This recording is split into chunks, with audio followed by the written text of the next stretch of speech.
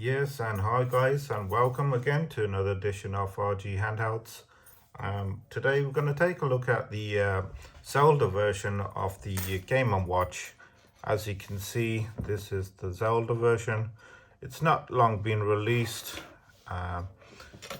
and as you can see, it's in a different color to the Mario version. Which this one's already been hacked, as you can see here. If you check out my last video, you could see the video on the Mario version. We'll just put that aside, but today we're going to take a look at this one. As you can see, physically it's exactly the same as the Mario version. You can see there, but this time round they have two additional buttons here, a start and a select. You can see there. Everything else is in the same position. That's just a dust cap. Power buttons in the same button. Cool little feature here is the Triforce lighting on the back. Don't know if you can see that. It lights up. That's a pretty cool feature, I guess.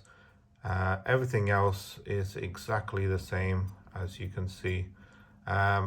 Internally, spec-wise, there's been a little slight board change, nothing drastic, but they've fitted another extra 3 megabyte of RAM, whereas the original stock Mario edition had 1 megabyte of RAM. So I suppose that's another good feature for this device, is that you can, if you hack it, you can actually put a few more extra games on there that you own, guys. But yeah, I really like this device, especially with the extra buttons you have, the start and select. So you can actually use these. If you have a hack device, you can actually use them to start a game just here, or select. They have added support. Stack Smashing guys done a great job again, as always, and all the other devs that all contribute in hacking these devices, so we can play what we want to play. This particular device has now been hacked. The internal 4 megabyte chip was removed and has been replaced by the same chip I put in this one, which is a 512 megabyte chip, which is a 64 megabit chip, which has been replaced in here. As you can see on the screen, we have the stock clock that you get with the device, and if we press this button, these are the stock games you actually get on the device. You got Zelda games, Link's Awakening, Zeldas, and another Game&watch game right there, and the timer, of course, which is pretty cool, guys, but eventually you'll get bored of them, and then here's exactly what you need. Press the game button, press the left button, and we are totally into a new setup.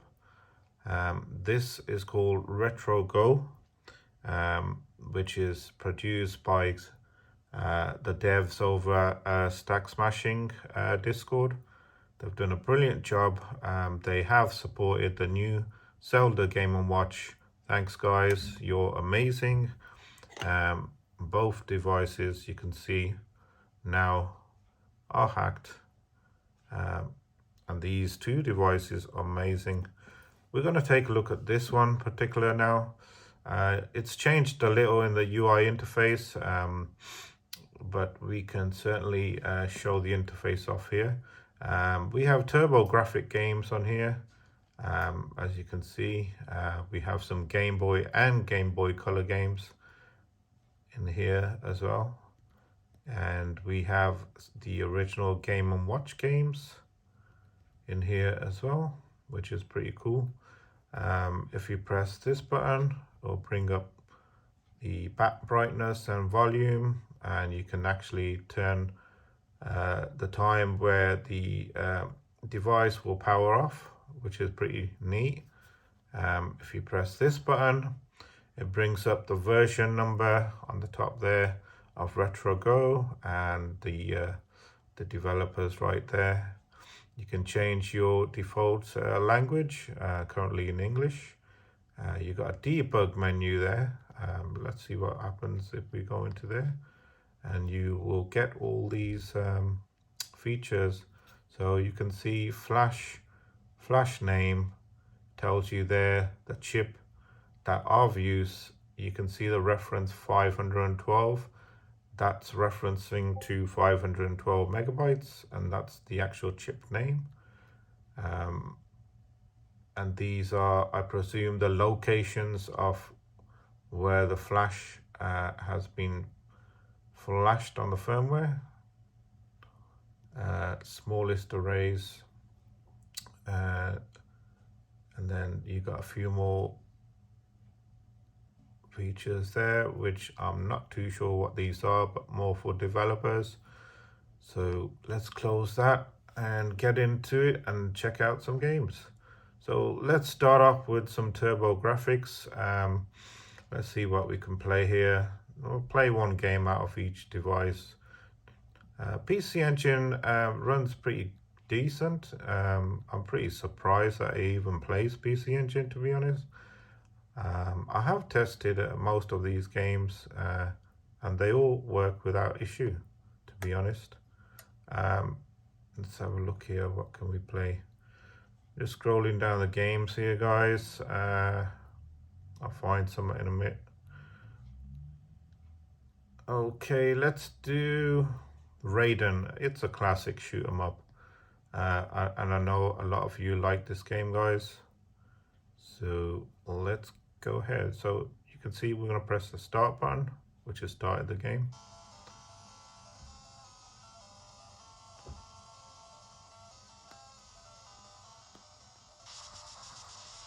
There you go, guys. No issues whatsoever. All the games run perfectly in PC Engine. The ones I have on this device anyway.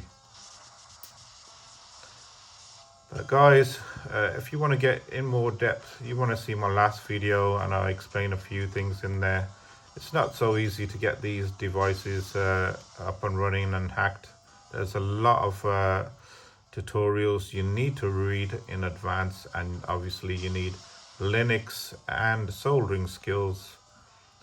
Without these, it's pretty much you know, a very hard job indeed. So do read up, guys, if you are looking at hacking your Game&Watch device. You can head over to Smash Stacking's Discord and they have a lot of information there. So, you know, that's not an issue. So let's just get out of this game. I'm going to just go ahead and quit to main menu just by selecting that. And we're going to head over to some Game Boy. So these games are mixed. They have Game Boy and Game Boy Color games. So let's have a look at one or two games here. Yeah, let's play the old Ghost and Goblins here. Start a new game. So this is Game Boy Color, as you can see. Game Boy Color. Game Boy Color games are quite big in size, so you know, you really have to be careful. Same as PC Engine, quite big in size as well, even when they're compressed, using the compressing app. There you go, guys. Perfectly playable, and it really does do a good job in scaling the screen. As you can see, everything fits perfectly. It's smooth, as you'd expect. So guys, hats off to you for Retro Go firmware. You've done a great job adding to the amount of emulators that you can actually emulate on this Game&Watch device. I think it's around about 10 different systems you can emulate, which is pretty cool. So that's that game. Let's go ahead and exit out of that again. Quit. There you go. Let's quickly try something else. Let's try some Kirby Dream Land, eh? Classic.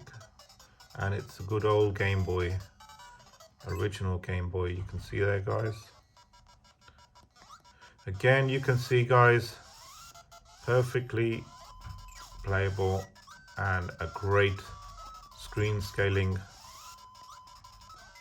Again, done a great job.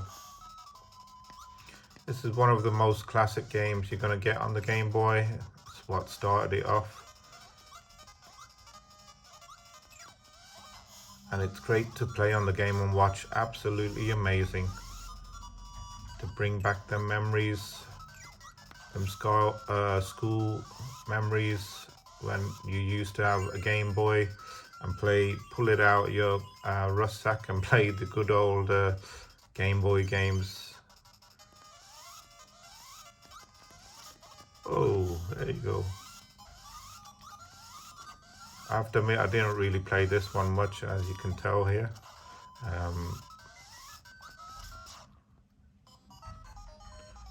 That's that, guys. So let's go ahead and exit out of that. We're going to take a look at some Game & Watch games here. I want to try my classic game that I've always liked, and it's the widescreen version one. Let's go ahead. Classic Donkey Kong. Pretty hard game this is, but again, bringing back the childhood memories. I used to play this game to death back in the old days. I did have the original unit.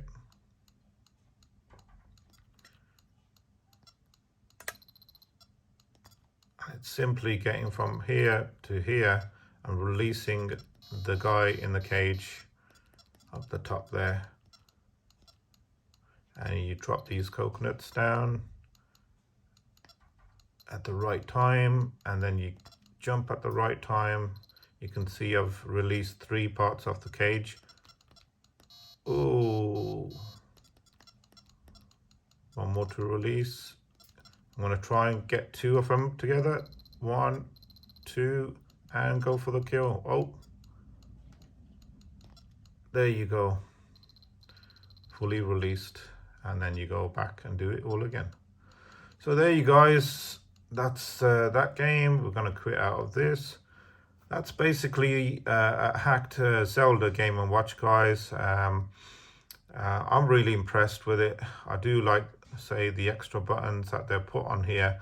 They really do help out in the emulators, as opposed to the Mario version, which don't have the 2 extra buttons.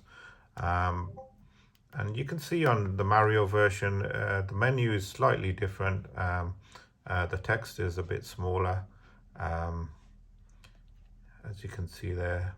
It has a modded, obviously they modded it to the color theme of the Zelda, and this is modded to that red theme of the Mario edition.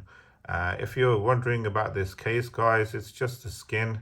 It can be removed. It is the Mario version underneath there. You can see that.